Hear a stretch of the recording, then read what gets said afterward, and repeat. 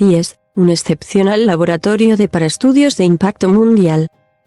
Investigadores gallegos que llevan más de una década analizando el impacto de las gaviotas en los acantilados de CIES han cuantificado por primera vez las toneladas de metales tóxicos que las aves marinas transportan cada año desde los océanos hasta sus colonias de reproducción en todo el mundo. El estudio también evidencia que la mayor parte del cadmio, el mercurio y el plomo que depositan en sus zonas de nidificación a través de los excrementos son muy solubles, por lo que pueden acabar fácilmente en el agua y ser asimilados por organismos marinos. El grupo de Lausk liderado por el edafólogo Villessos Eloís Otero ya demostró hace unos años el papel de las aves en el ciclo geoquímico de los macronutrientes y calculó las toneladas anuales excretadas de nitrógeno y fósforo.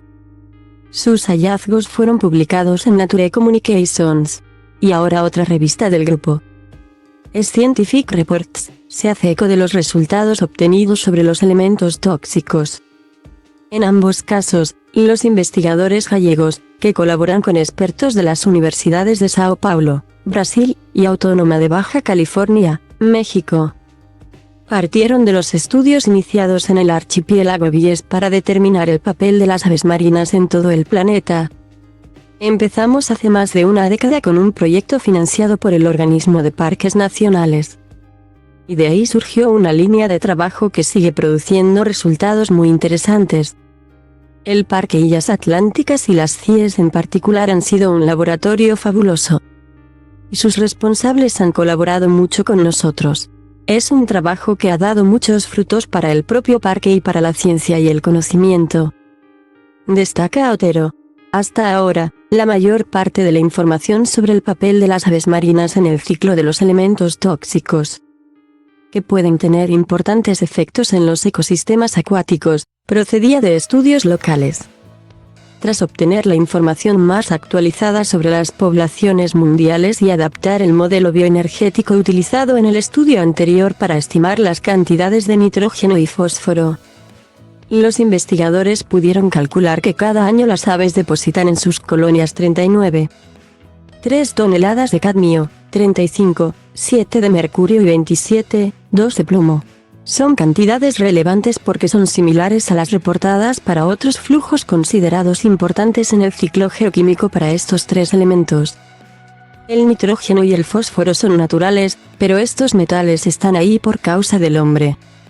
Y además hay que tener en cuenta el fenómeno de la biomagnificación, es decir, una pequeña cantidad en el agua, que incluso sea difícil de medir, va aumentando su concentración a medida que avanza por la cadena trófica.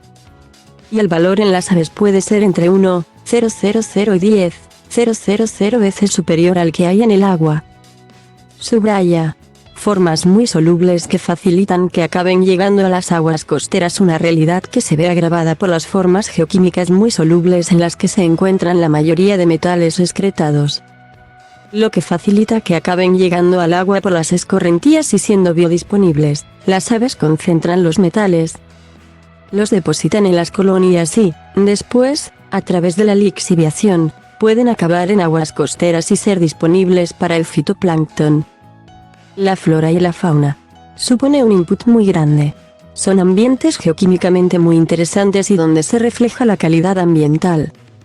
Los excrementos son indicadores muy claros de lo que hay en el agua, añade Otero, que en 2023 llevará a cabo una investigación sobre la presencia de microplásticos en las colonias de gaviota y cormorán en Illas Atlánticas.